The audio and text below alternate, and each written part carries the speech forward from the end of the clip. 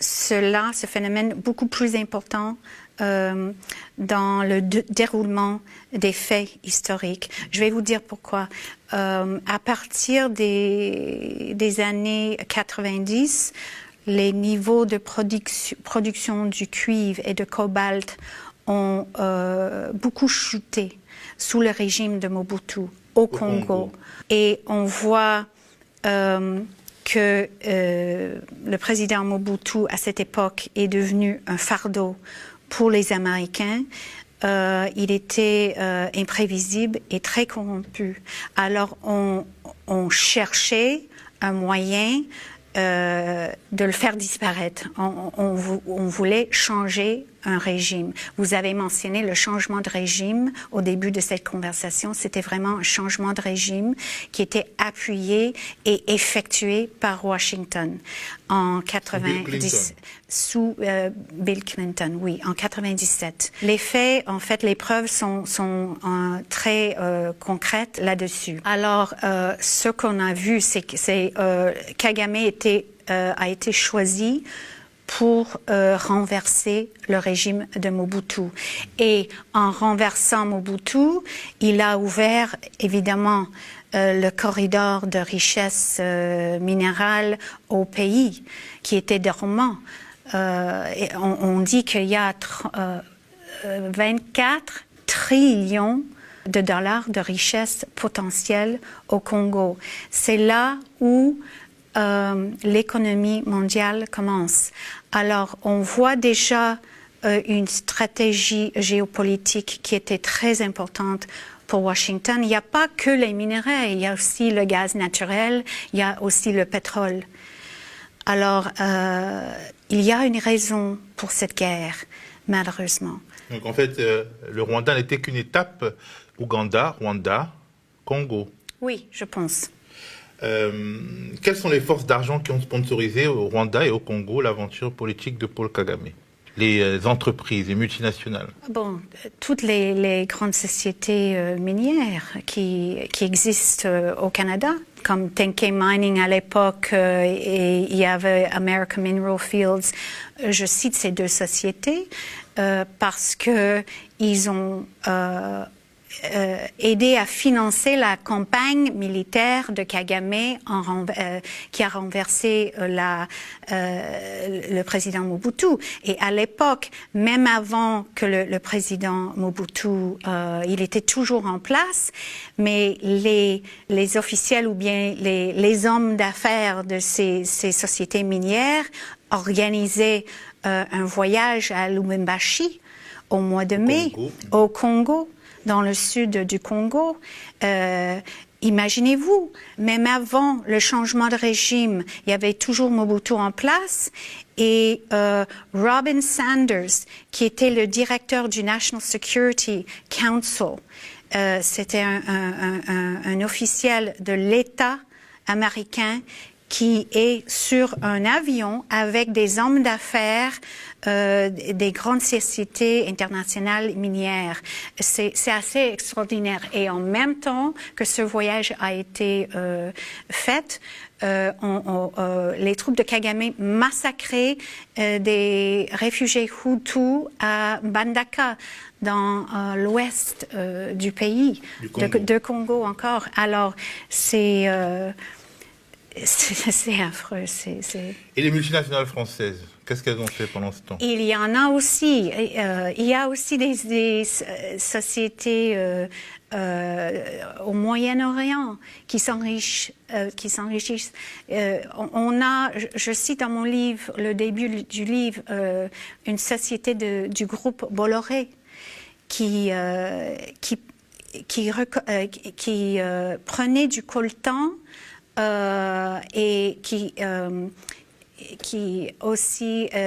allait de Kigali envers d'autres marchés dans le monde. Alors ils ont fait partie, ils ont été cités par les enquêteurs de l'ONU en faisant partie de plusieurs sociétés qui pillent et qui alimentent la guerre au Congo. Ce qui est important, c'est de savoir que en fait, ce coltan, c'était un coltan de contrebande, c'est-à-dire le coltan du Congo volé et transporté au Rwanda, puis transporté sur les marchés internationaux, qui va se retrouver dans nos téléphones et nos objets électroniques de cette manière-là. Exact. Comment expliquer donc que les gouvernements français, en particulier sur Sarkozy et Macron, aient été autant soucieux de se réconcilier avec le Rwanda de Paul Kagame après tout ce que vous décrivez?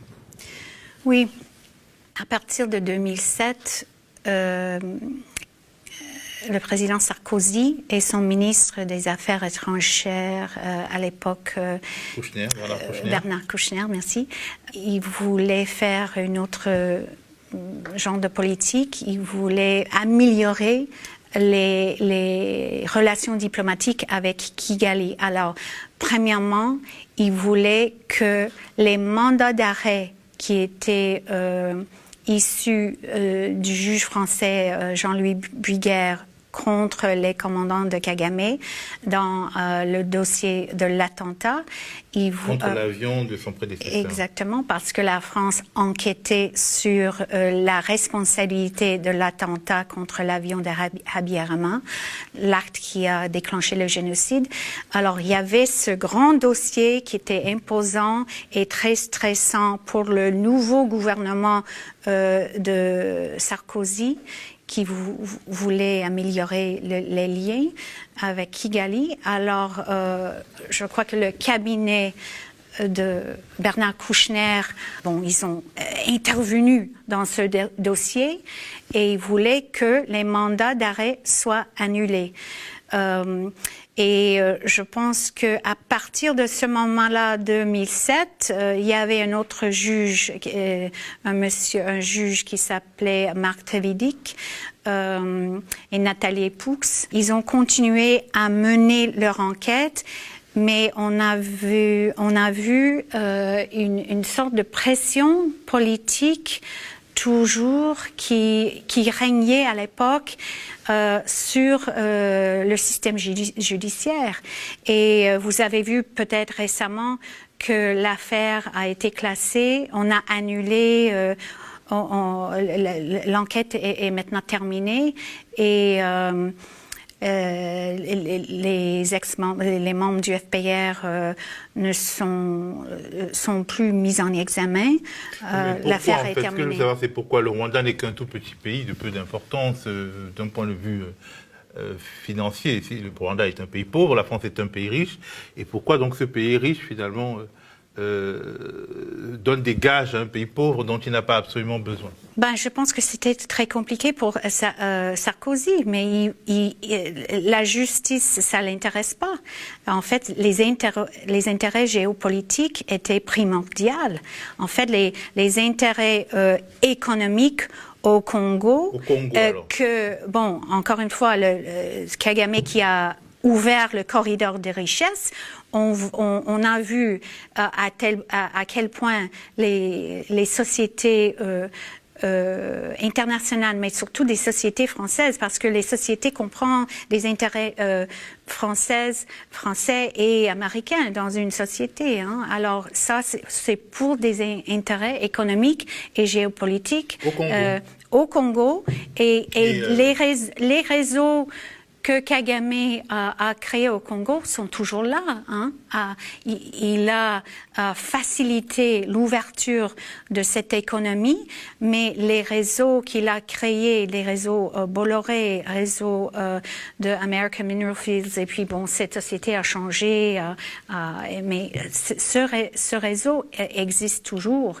Et c'est ça qui l'intéresse beaucoup plus que la justice ou bien la vie des millions de Congolais.